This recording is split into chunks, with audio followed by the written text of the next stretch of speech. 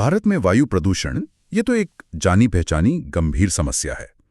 लेकिन क्या आप जानते हैं कि जो सबसे खतरनाक प्रदूषक है PM 2.5, उसका लगभग 1/3 हिस्सा वो सीधे किसी गाड़ी या फैक्ट्री की चिमनी से नहीं आता। जी हाँ, centre for research on energy and clean air यानी CREA, इनकी एक हालिया स्टडी इसी छिपे हुए स्रोत पर रोशनी डाल रही है, अमोनियम सल्फेट। आज हम CREA की इसी पड़ताल की गहराइयों में उतरेंगे और समझेंगे कि ये अमोनियम सल्फेट आखिर है क्या भला, कैसे बनता है ये, और हमारी हवा को जो ये PM 2.5 जहरीला बना रहा है उसमें इसका असल योगदान कितना है। तो चलिए शुरू करते हैं सबसे बुनियादी सवाल से। ये अमोनियम सल्फेट क्या चीज़ है और ये उन प्रदूषकों से कैसे अलग है जिनके बारे में हम ज्यादा सुनते हैं, जैसे गाड़ियों का धुआं या फैक्ट्री का। हाँ, ये एक बहुत अच्छा सवाल है। देखिए, इसे समझने के लिए हमें पहले प्राथमिक और द्वितीयक प्रदूषकों का फर्क समझना होगा। प्राथमिक प्रदूषक वो हैं जो सीधे स्रोत से निकलते हैं, जैसे आपने कहा गाड़ियों से निकला धुआं या कोयला बिजली घरों से निकलने वाली सल्फर डाइऑक्साइड यानी SO2। अच्छा, लेकिन अमोनियम सल्फेट वो एक द्वितीयक प्रदूषक है। द्वितीयक मतलब ये हवा में ही बनता है। ये तब बनता है जब प्राथमिक प्रदूषक जैसे सल्फर डाइऑक्साइड SO2 और अमोनिया NH3 जो खुद भी प्रदूषक हैं, वो हवा में वायुमंडल में एक दूसरे से मिलते हैं, रासायनिक प्रतिक्रिया करते हैं। अच्छा, तो ये सीधे नहीं निकलता बल्कि हवा में ही पक जाता है एक तरह से। हाँ, बिल्कुल, एक तरह की रासायनिक खिचड़ी कह सकते हैं जो हवा में बनती है और प्रदूषण बढ़ाती है। और क्रिया की स्टडी कह रही है कि भारत के PM 2.5 प्रदूषण में इसका हिस्सा बहुत बड़ा है, छोटा मोटा नहीं। हाँ, और आंकड़े तो काफी चौंकाने वाले हैं। स्टडी के मुताबिक अगर पूरे देश का औसत देखें तो अमोनियम सल्फेट PM 2.5 के कुल वजन का लगभग 34% है। 34% मतलब 1/3 से भी ज्यादा। जी हाँ, 1/3 से ज्यादा।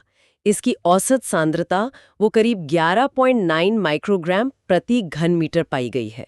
ये कुल PM 2.5 प्रदूषण का एक बहुत बहुत बड़ा हिस्सा है। ये तो वाकई बहुत ज्यादा है।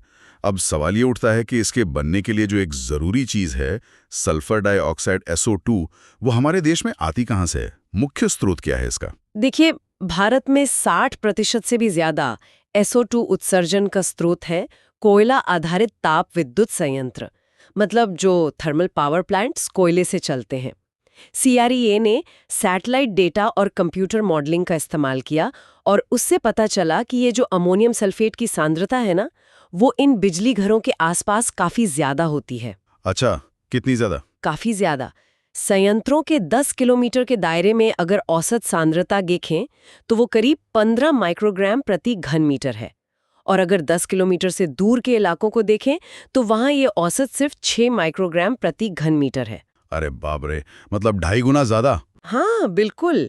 इसका मतलब ये हुआ कि संयंत्रों के पास जो PM 2.5 प्रदूषण है, उसमें अमोनियम सल्फेट का योगदान 36% तक पहुंच जाता है, जबकि दूर के इलाकों में लगभग 23% रहता है। तो कोयला बिजली बनाने के साथ साथ एक तरह से अप्रत्यक्ष रूप से इस बड़े प्रदूषण स्रोत को भी हवा दे रहा है।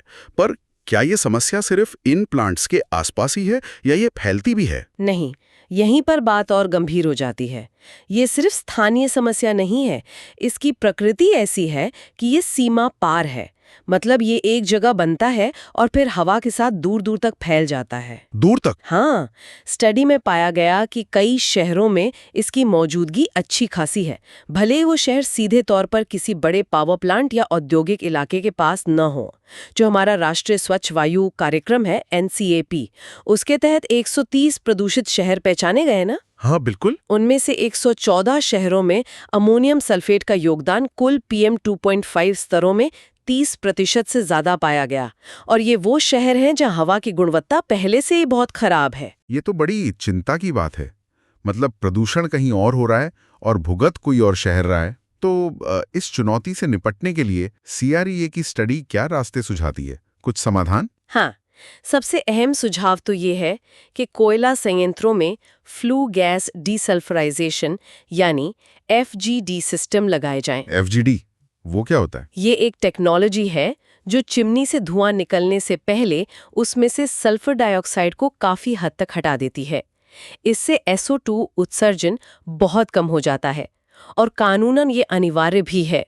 लेकिन रिपोर्ट ये बताती है कि असलियत में सिर्फ 8% संयंत्रों ने ही इसे पूरी तरह से लगाया है। सिर्फ 8% अनिवार्य होने के बावजूद? जी हाँ, और इससे भी ज्यादा चिंता की बात यह है कि रिपोर्ट के मुताबिक सरकार इस अनिवार्यता को शायद हटाने पर भी विचार कर रही है। अरे, इसके अलावा अमोनिया उत्सर्जन को कम करना भी जरूरी है।